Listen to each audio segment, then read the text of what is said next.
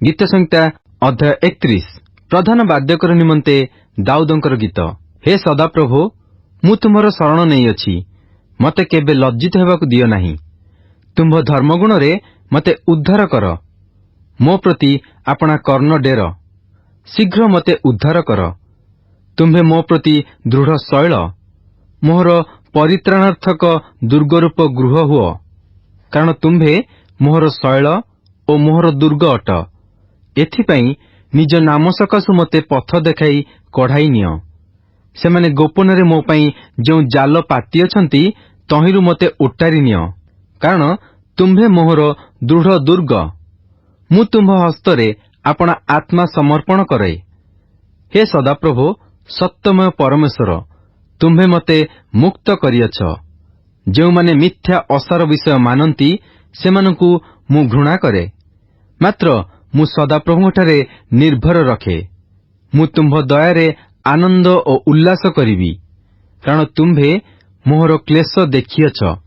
तुम्भे दुर्दशा समय मो प्राणर तत्व नैयछ। पुणी शत्रु हस्तरे तुम्भे मते बंद करिनाह। तुम्भे प्रशस्त स्थान रे मोर चरण स्थापन करियछ। हे सदाप्रभु, मो प्रति दया कर, कारण मु विपदग्रस्त। दुखरे मोहर चक्षु, मोहर प्राण ओ मोहर शरीर क्षीण हेउअछि। कारण दुखरे मोहर जीवन ओ हाहाकार रे मोहर वर्ष बही जाउअछि। मो अपराध सकाशु मोर बल क्षीण हेउअछि ओ मोर अस्थि सबु क्षय पाउअछि। मु आपणा समस्त विपक्षक सकाशु आपणा प्रतिवासी मानकर अत्यंत निंदास्पद ओ आपणा परिचित मानकर भयस्थल होइअछि। मते बाहरे देखिला लोकमाने मो निकटरू पळाइले। मु मृतलोक तुल्य मनरू विस्मृत होइअछि। मु भग्न पात्र सदृश। कारण मु अनेकंकठारू निंदावाद शुणिअछि। चतुर्दिगरे आशंका। सेमाने मो विरुद्धरे एकत्र मंत्रणा कलाबेले मो प्राण नेबा पई संकल्प कले। मात्र हे सदाप्रभु, मु तुम्भठारे निर्भर रखिली। मु कहिली, तुम्भे मोहर परमेश्वर। मोहर समय सबु तुम्भर हस्तगत। मो शत्रुगण हस्तरू ओ मो ताड़नाकारी मानकठारू मते उद्धार कर। आपणा दास प्रति आपणा मुख प्रसन्न कर। आपणा स्नेहपूर्ण करुणारे मते परित्राण कर। हे सदाप्रभु, मते लज्जित हेबाकु दियो नाही। कारण मु तुम्भ निकटरे डाक पकाई अछि। दुष्ट माने लज्जित हेउंतु, सेमाने पाताଳରେ नीरव हेउंतु। मिथ्यावादी ओष्ठाधर सबु मुक्क हेउ। सेमाने अहंकार ओ तुच्छ भावरे धार्मिक मानक प्रतिकूल दर्प कथा कहती। तुम्भे आपणा भयकारी मानक पई जो मंगल संचय करियछ, मनुष्य संतानगण साक्षातरे आपणा शरणागत लोकंक पई जो मंगल साधन करियछ, ताहा किपरि महत्।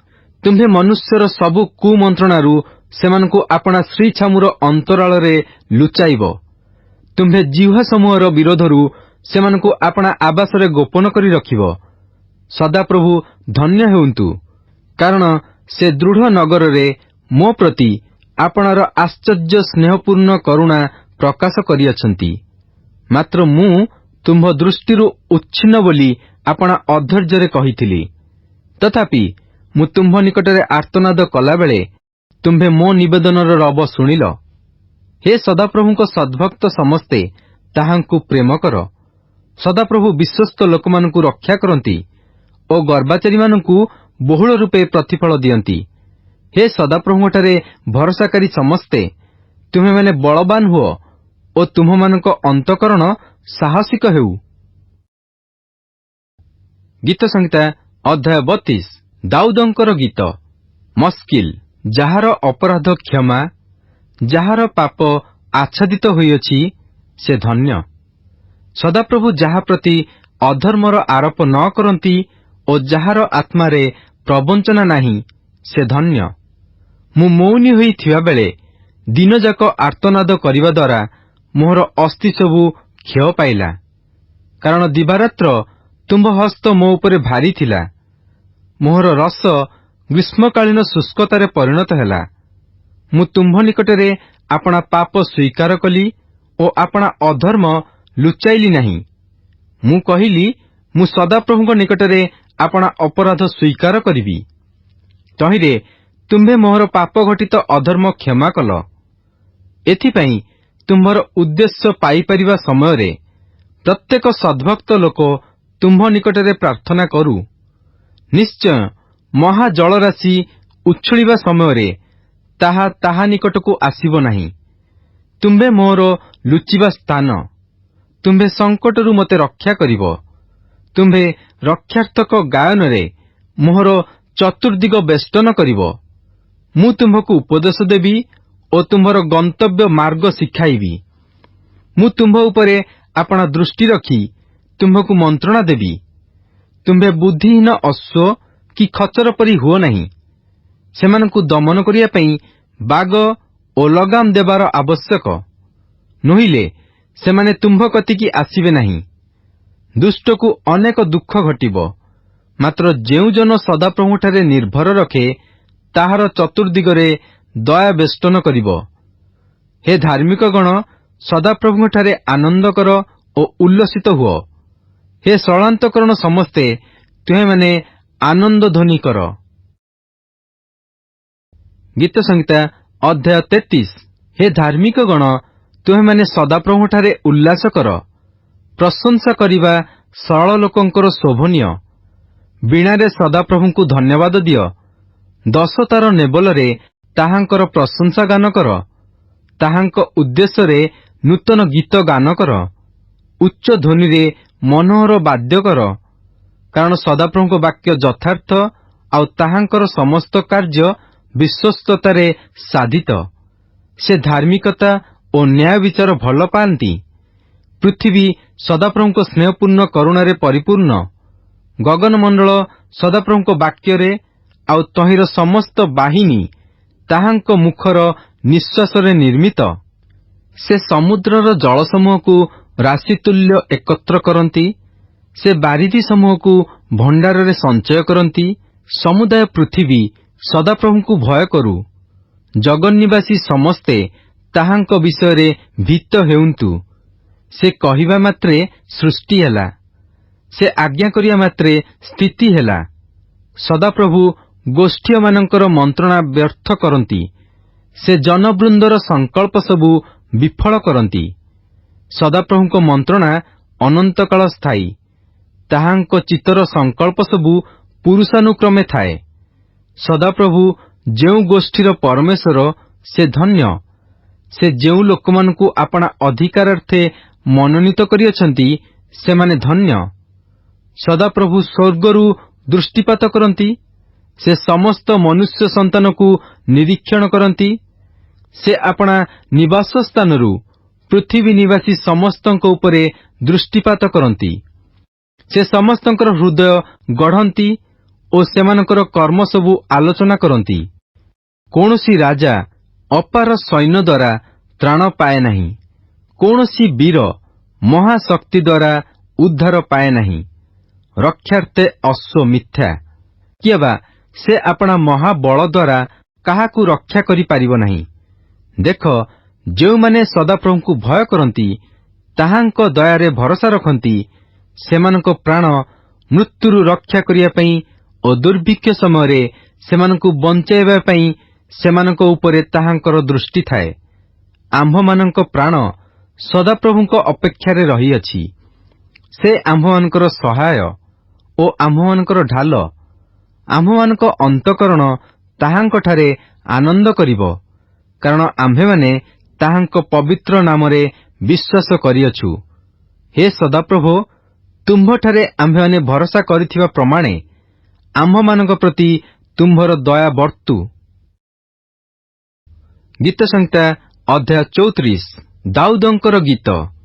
ଯେତେବେଳେ ସେ ଅବିମେଲେକ ସାକ୍ଷାତରେ ଆପଣା ମତି ବଦଳାଇବାରୁ ତାହାଦ୍ୱାରା ତାଡ଼ିତ ହୋଇ ପ୍ରସ୍ଥାନ କରିଥିଲେ, ସେହି ସମୟର ଗୀତ। ମୁଁ ସର୍ବଦା ସଦାପ୍ରଭୁଙ୍କର ଧନ୍ୟବାଦ କରିବି। ମୋ ମୁଖରେ ନିରନ୍ତର ତାହାଙ୍କର ପ୍ରଶଂସା ହେବ। ମୋହର ପ୍ରାଣ ସଦାପ୍ରଭୁଙ୍କଠାରେ ଦର୍ପ କରିବ। ନମ୍ର ଲୋକମାନେ ତାହା ଶୁଣି ଆନନ୍ଦିତ ହେବେ। ଆହେ, ମୋ ସଙ୍ଗେ ସଦାପ୍ରଭୁଙ୍କ ମାହାତ୍ମ୍ୟ ପ୍ରକାଶ କର। ଆସ, ଆମ୍ଭେମାନେ ଏକ ସଙ୍ଗେ ତାହାଙ୍କ ନାମର ପ୍ରତିଷ୍ଠା କରୁ। ମୁଁ ସଦାପ୍ରଭୁଙ୍କର ଅନ୍ୱେଷଣ କଲି ଓ ସେ ମତେ ଉତ୍ତର ଦେଲେ। ପୁଣି ମୋହର ସବୁ ଭୟରୁ ମତେ ଉଦ୍ଧାର କଲେ। ସେମାନେ ତାହାଙ୍କ ପ୍ରତି ଦୃଷ୍ଟିପାତ କରି ଦୀପ୍ତିମାନ ହେଲେ, ଆଉ ସେମାନଙ୍କ ମୁଖ କେବେ ହେଁ ବିବର୍ଣ୍ଣ ନୋହିବ। ଏହି ଦୁଃଖୀ ଲୋକ କାକୁକ୍ତି କଲା, ପୁଣି ସଦାପ୍ରଭୁ ତାହାର କଥା ଶୁଣିଲେ ଓ ତାହାର ସକଳ ସଙ୍କଟରୁ ତାହାକୁ ଉଦ୍ଧାର କଲେ। ଯେଉଁମାନେ ସଦାପ୍ରଭୁଙ୍କୁ ଭୟ କରନ୍ତି, ତାହାଙ୍କର ଦୂତ ସେମାନଙ୍କ ଚାରିଆଡ଼େ ଛାଉଣି କରି ସେମାନଙ୍କୁ ଉଦ୍ଧାର କରନ୍ତି। ଆହେ, ସଦାପ୍ରଭୁ ଯେ ମଙ୍ଗଳମୟ, ଏହା ଆସ୍ୱାଦନ କରି ଦେଖ। ଯେ ତାହାଙ୍କର ଶରଣାଗତ, ସେ ଲୋକ ଧନ୍ୟ। ହେ ତାହାଙ୍କର ସଦ୍ଭକ୍ତମାନେ, ସଦାପ୍ରଭୁଙ୍କୁ ଭୟ କର, କାରଣ ଯେଉଁମାନେ ତାହାଙ୍କୁ ଭୟ କରନ୍ତି ସେମାନଙ୍କର କୌଣସି ଅଭାବ ନାହିଁ। ଯୁବା ସିଂହମାନଙ୍କର ଅଭାବ ଓ କ୍ଷୁଧାରୁ କ୍ଲେଶ ହୁଏ, ମାତ୍ର ଯେଉଁମାନେ ସଦାପ୍ରଭୁଙ୍କର ଅନ୍ୱେଷଣ କରନ୍ତି ସେମାନଙ୍କର କୌଣସି ମଙ୍ଗଳ ବିଷୟ ଅଭାବ ନୋହିବ। ହେ ବାଳକମାନେ, ଆସ, ମୋ କଥା ଶୁଣ। ମୁଁ ତୁମ୍ଭମାନଙ୍କୁ ସଦାପ୍ରଭୁଙ୍କ ଭୟ ଶିଖାଇବି।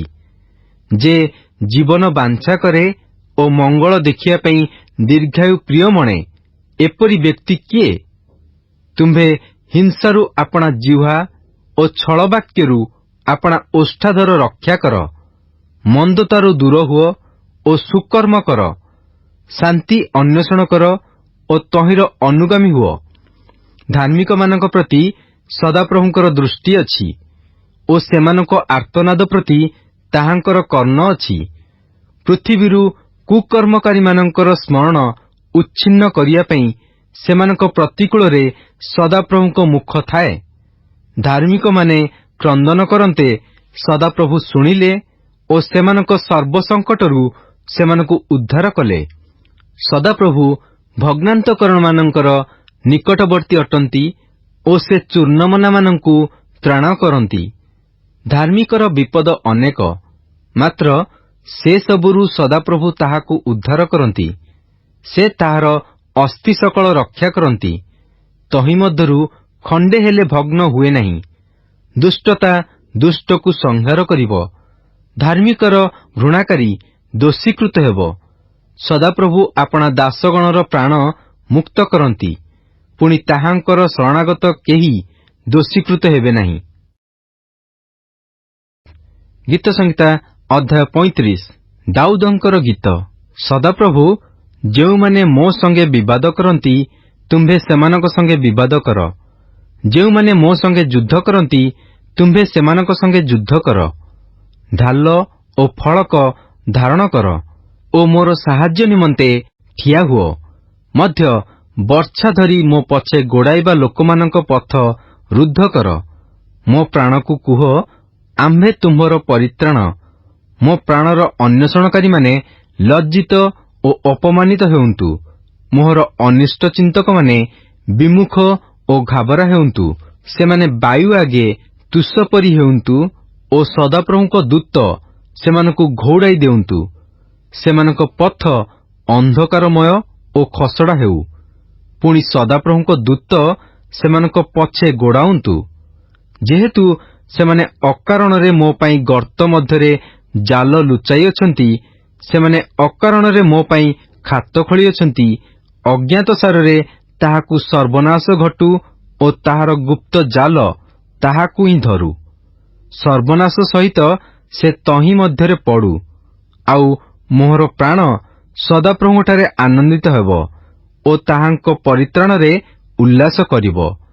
ମୋହର ଅସ୍ଥି ସକଳ କହିବ, ହେ ସଦାପ୍ରଭୁ, ତୁମ୍ଭ ତୁଲ୍ୟ କିଏ ଅଛି? ତୁମ୍ଭେ ଦୁଃଖୀ କି ତାହା ଅପେକ୍ଷା ବଳବାନ ଲୋକଠାରୁ ମଧ୍ୟ ଦୁଃଖୀ ଓ ଦିନହୀନକୁ ତାହାର ଲୁଟକାରୀଠାରୁ ଉଦ୍ଧାର କରିଥାଅ। ଅନ୍ୟାୟ ସାକ୍ଷୀମାନେ ଉଠୁଅଛନ୍ତି, ସେମାନେ ଆମ୍ଭର ଅଜ୍ଞାତ ବିଷୟ ଆମ୍ଭକୁ ପଚାରୁଅଛନ୍ତି। ସେମାନେ ହିତର ପରିବର୍ତ୍ତେ ମୋହର ଅହିତ କରନ୍ତି, ତହିଁରେ ମୋହର ପ୍ରାଣ ଅନାଥ ହୁଏ। ମାତ୍ର ସେମାନେ ପୀଡ଼ିତ ଥିବାବେଳେ ଚଟ ମୋହର ପରିଧେୟ ବସ୍ତ୍ର ହେଲା। ମୁଁ ଉପବାସ କରି ଆପଣା ପ୍ରାଣକୁ କ୍ଲେଶ ଦେଲି, ପୁଣି ମୋହର ପ୍ରାର୍ଥନା ମୋ ନିଜ ବକ୍ଷକୁ ଫେରିଲା। ସେମାନେ ମୋହର ବନ୍ଧୁ ଓ ଭ୍ରାତା ଥିଲା ପରି ମୁଁ ବ୍ୟବହାର କଲି। ମୁଁ ମାତୃଶୋକାତୁର ଲୋକତୁଲ୍ୟ ଶୋକରେ ଅବନତ ହେଲି। ମାତ୍ର ମୋହର ପାଦ ଖସିଯିବା ବେଳେ ସେମାନେ ଆନନ୍ଦ କରି ଏକତ୍ରିତ ହେଲେ। ଅଧମ ଲୋକମାନେ ମୋ ଅଜ୍ଞାତସାରରେ ମୋ ପ୍ରତିକୂଳରେ ଏକତ୍ରିତ ହେଲେ। ସେମାନେ ମୋତେ ବିଦୀର୍ଣ୍ଣ କଲେ ଓ କ୍ଷାନ୍ତ ନୋହିଲେ। ଭୋଜରେ ପାଷାଣ୍ଡ ଉପହାସକମାନଙ୍କ ପରି ସେମାନେ ମୋ ଉପରେ ଦନ୍ତ ଘର୍ଷଣ କଲେ। ହେ ସଦାପ୍ରଭୁ, ତୁମ୍ଭେ କେତେକାଳ ଅନାଇଥିବ? ସେମାନଙ୍କ ଧ୍ୱଂସନରୁ ମୋହର ପ୍ରାଣକୁ, ସିଂହମାନଙ୍କଠାରୁ ମୋହର ଏକମାତ୍ର ଆତ୍ମାକୁ ରକ୍ଷା କର। ମୁଁ ମହାସମାଜ ମଧ୍ୟରେ ତୁମ୍ଭକୁ ଧନ୍ୟବାଦ ଦେବି। ମୁଁ ମହାସମାଜ ମଧ୍ୟରେ ତୁମ୍ଭର ପ୍ରଶଂସା କରିବି। ମୋ ଉପରେ ମୋ ଶତ୍ରୁମାନଙ୍କୁ ଅନ୍ୟାୟରେ ଆନନ୍ଦ କରିବାକୁ ଦିଅ ନାହିଁ। କିଏ ବା ଯେଉଁମାନେ ଅକାରଣରେ ମୋତେ ଘୃଣା କରନ୍ତି, ସେମାନଙ୍କୁ ଆଖିଠାର ମାରିବାକୁ ଦିଅ ନାହିଁ। ସେମାନେ ଶାନ୍ତିର କଥା କହନ୍ତି ନାହିଁ, ମାତ୍ର ଦେଶସ୍ଥ ଶାନ୍ତି ଲୋକଙ୍କ ବିରୁଦ୍ଧରେ ଛଳ କଥା କଳ୍ପନା କରନ୍ତି। ହଁ, ସେମାନେ ମୋ ବିରୁଦ୍ଧରେ ଆପଣା ଆପଣା ମୁଖ ବଡ଼ କରି ମେଲା କଲେ। ସେମାନେ କହିଲେ, ହଁ ହଁ, ଆମ୍ଭମାନଙ୍କ ଚକ୍ଷୁ ତାହା ଦେଖିଅଛି। ହେ ସଦାପ୍ରଭୁ, ତୁମ୍ଭେ ତାହା ଦେଖିଅଛ, ନୀରବ ରୁହ ନାହିଁ। ହେ ପ୍ରଭୁ, ମୋଠାରୁ ଦୂରବର୍ତ୍ତୀ ହୁଅ ନାହିଁ। ହେ ମୋହର ପରମେଶ୍ୱର, ହେ ମୋହର ପ୍ରଭୁ, ଜାଗି ଉଠ। ମୋହର ବିଚାର ଓ ବିବାଦ ନିଷ୍ପତ୍ତି କରିବା ପାଇଁ ଜାଗ୍ରତ ହୁଅ। ହେ ସଦାପ୍ରଭୁ, ମୋହର ପରମେଶ୍ୱର, ତୁମ୍ଭର ଧର୍ମ ପ୍ରମାଣେ ମୋହର ବିଚାର କର ଓ ସେମାନଙ୍କୁ ମୋ ଉପରେ ଆନନ୍ଦ କରିବାକୁ ଦିଅ ନାହିଁ। ହଁ, ସେପରି ହେଉ ବୋଲି ଆମ୍ଭମାନଙ୍କ ଇଚ୍ଛା। ଏହା ସେମାନେ ଆପଣା ଆପଣା ମନରେ ନ କହନ୍ତୁ। ଆମ୍ଭେମାନେ ତାହାକୁ ଗ୍ରାସ କରିଅଛୁ ବୋଲି ସେମାନେ ନ କହନ୍ତୁ। ଯେଉଁମାନେ ମୋ ବିପଦରେ ଆନନ୍ଦ କରନ୍ତି, ସେମାନେ ଏକତ୍ର ଲଜ୍ଜିତ ଓ ଘାବରା ହେଉନ୍ତୁ। ଯେଉଁମାନେ ମୋ ବିରୁଦ୍ଧରେ ଦର୍ପ କରନ୍ତି, ସେମାନେ ଲଜ୍ଜା ଓ ଅପମାନ ପରିଧାନ କରନ୍ତୁ। ଯେଉଁମାନେ ମୋ ଧର୍ମରେ ସନ୍ତୁଷ୍ଟ, ସେମାନେ ଆନନ୍ଦ ଧ୍ୱନି କରି ଆହ୍ଲାଦିତ ହେଉନ୍ତୁ। ଆପଣା ଦାସର ସୌଭାଗ୍ୟରେ ସନ୍ତୁଷ୍ଟ ସଦାପ୍ରଭୁ ମହିମାନ୍ୱିତ ହେଉନ୍ତୁ ବୋଲି ସେମାନେ ନିରନ୍ତର କହନ୍ତୁ। ପୁଣି ମୋହର ଜିହ୍ୱା ଦିନଯାକ ତୁମ୍ଭ ଧର୍ମଗୁଣ ଓ ତୁମ୍ଭ ପ୍ରଶଂସାର କଥା କହିବ। ଗୀତ ସଂହିତା ଅଧ୍ୟାୟ 36। ପ୍ରଧାନ ବାଦ୍ୟକର ନିମନ୍ତେ ସଦାପ୍ରଭୁଙ୍କ ଦାସ ଦାଉଦଙ୍କର ଗୀତ। ଦୁଷ୍ଟର ଅପରାଧ ମୋ ହୃଦୟ ମଧ୍ୟରେ କହେ, ପରମେଶ୍ୱର ବିଷୟକ ଭୟ ତାହାର ଚକ୍ଷୁର ଅଗୋଚର। କାରଣ ତାହାର ଅଧର୍ମ ପ୍ରକାଶିତ ଓ ଘୃଣିତ ହେବ ନାହିଁ ବୋଲି ସେ ଆପଣା ଦୃଷ୍ଟିରେ ଆପଣାକୁ ଭୁଲାଏ। ତାହାର ମୁଖର ବାକ୍ୟ ଅଧର୍ମ ଓ ପ୍ରବଞ୍ଚନା ମାତ୍ର। ସେ ସୁବିବେଚନା ଓ ସୁକର୍ମ ତ୍ୟାଗ କରିଅଛି। ସେ ଆପଣା ଶଯ୍ୟାରେ ଅଧର୍ମ କଳ୍ପନା କରେ। ସେ ଅମଙ୍ଗଳ ମାର୍ଗରେ ଆପଣାକୁ ପ୍ରବର୍ତ୍ତାଏ। ସେ ମନ୍ଦତା ଘୃଣା କରେ ନାହିଁ। ହେ ସଦାପ୍ରଭୁ, ତୁମ୍ଭର ସ୍ନେହପୂର୍ଣ୍ଣ କରୁଣା ସ୍ୱର୍ଗରେ ଥାଏ। ତୁମ୍ଭର ବିଶ୍ୱସ୍ତତା ଗଗନସ୍ପର୍ଶୀ। ତୁମ୍ଭର ଧର୍ମ ପରମେଶ୍ୱରଙ୍କ ପର୍ବତଗଣ ତୁଲ୍ୟ। ତୁମ୍ଭର ଶାସନ ସବୁ ମହାବାରିଧି ସ୍ୱରୂପ। ହେ ସଦାପ୍ରଭୁ, ତୁମ୍ଭେ ମନୁଷ୍ୟ ଓ ପଶୁକୁ ରକ୍ଷା କରୁଅଛ। ହେ ପରମେଶ୍ୱର, ତୁମ୍ଭର ସ୍ନେହପୂର୍ଣ୍ଣ କରୁଣା କିପରି ବହୁମୂଲ୍ୟ। ପୁଣି ମନୁଷ୍ୟ ସନ୍ତାନଗଣ ତୁମ୍ଭ ପକ୍ଷ ଛାୟା ତଳେ ଆଶ୍ରୟ ନିଅନ୍ତି। ସେମାନେ ତୁମ୍ଭ ଗୃହର ପୁଷ୍ଟିକର ଦ୍ରବ୍ୟରେ ବହୁଳ ରୂପେ ପରିତୃପ୍ତ ହେବେ। ପୁଣି ତୁମ୍ଭେ ସେମାନଙ୍କୁ ଆପଣା ଆନନ୍ଦ ନଦୀର ଜଳ ପାନ କରାଇବ। କାରଣ ତୁମ୍ଭଠାରେ ଜୀବନର ନିର୍ଝର ଅଛି। ତୁମ୍ଭ ଦୀପ୍ତିରେ ଆମ୍ଭେମାନେ ଦୀପ୍ତି ଦେଖିବା। ଆହେ, ତୁମ୍ଭକୁ ଜାଣିବା ଲୋକମାନଙ୍କ ପ୍ରତି ଆପଣା ସ୍ନେହପୂର୍ଣ୍ଣ କରୁଣା ଓ ସରଳାନ୍ତକରଣ ଲୋକମାନଙ୍କ ପ୍ରତି ଆପଣା ଧାର୍ମିକତା ଚିରସ୍ଥାୟୀ କର। ଅହଙ୍କାରୀର ଚରଣ ମୋ ବିରୁଦ୍ଧରେ ନ ଆସୁ ଓ ଦୁଷ୍ଟର ହସ୍ତ ମୋତେ ଘଉଡ଼ାଇ ନ ଦେଉ। ହେଇ, ଅଧର୍ମାଚାରୀମାନେ ପତିତ ହେଲେ, ସେମାନେ ଅଧପତିତ ହେଲେ, ଆଉ ଉଠିବାକୁ ସମର୍ଥ ହେବେ ନାହିଁ। ଗୀତ ସଂହିତା ଅଧ୍ୟାୟ 37। ଦାଉଦଙ୍କର ଗୀତ। ତୁମ୍ଭେ ଦୁଷ୍କର୍ମକାରୀମାନଙ୍କ ସକାଶୁ ଆପଣାକୁ ବିରକ୍ତ କର ନାହିଁ।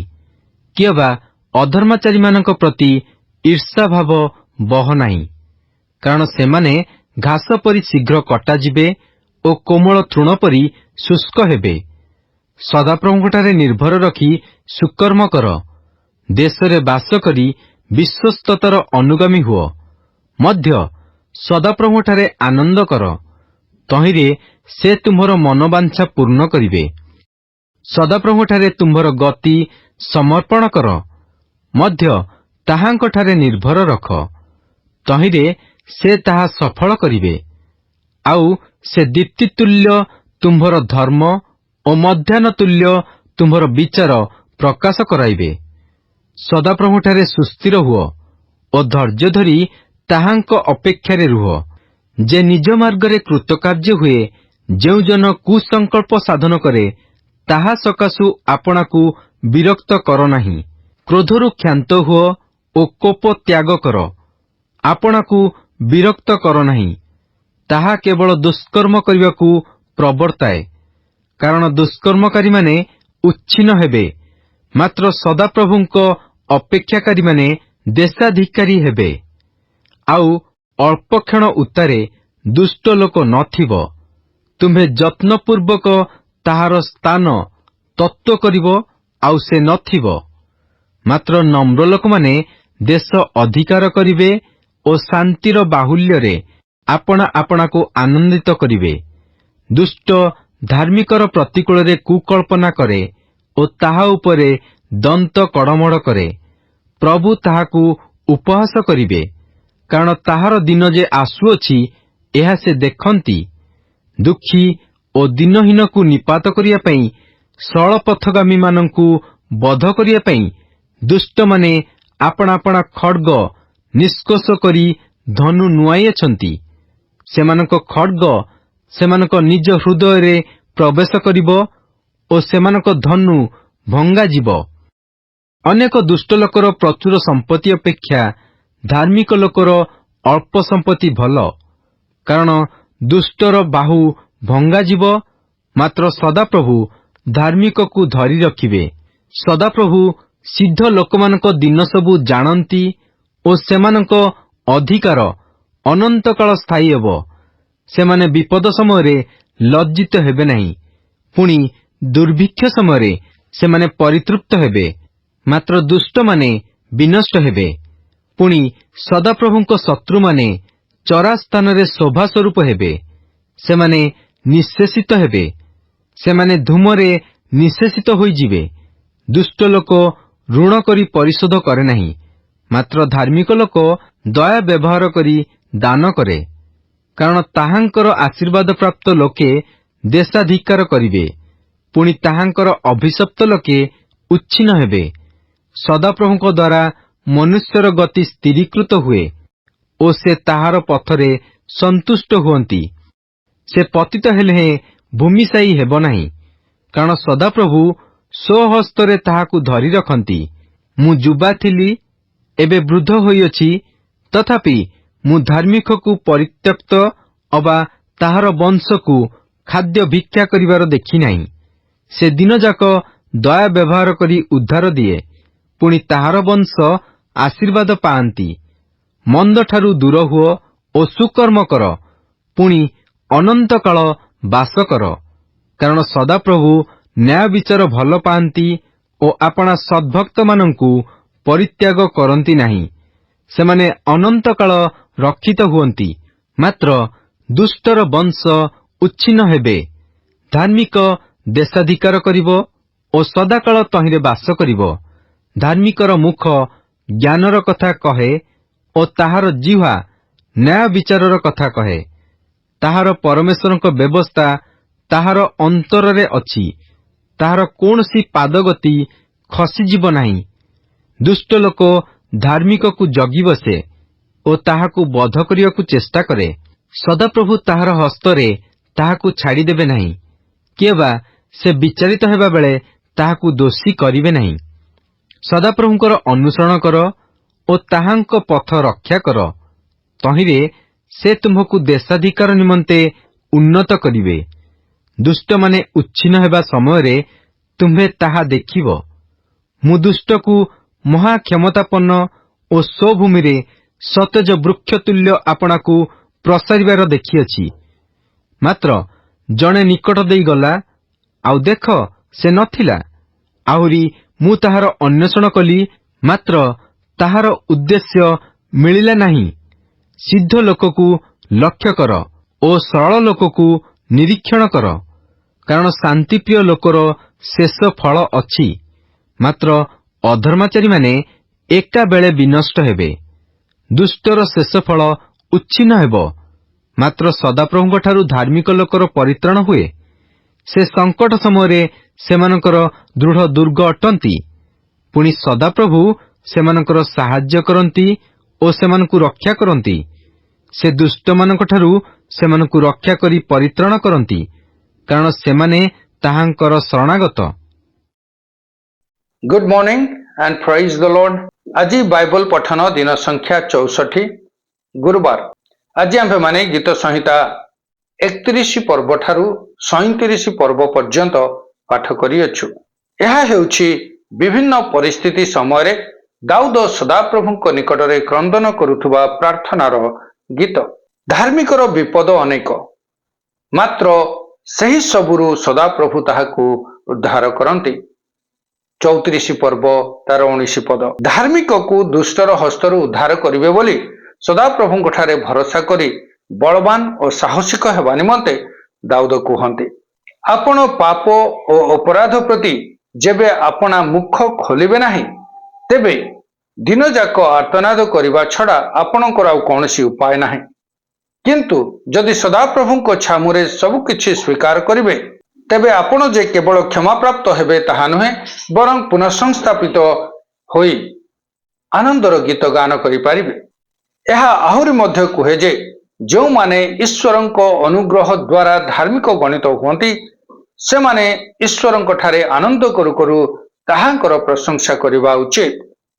ଦାଉଦ ଯିଏ ସାଉଲଙ୍କ ତାଡ଼ନାରୁ ପଳାୟନ କରିଥିଲେ, ଗାଥର ରାଜା ଆଖିସ୍ ନିକଟରେ ସେ ଅନାବୃତ ହୋଇ ଜଣେ ପାଗଳ ସଦୃଶ୍ୟ ଅଭିନୟ କଲେ।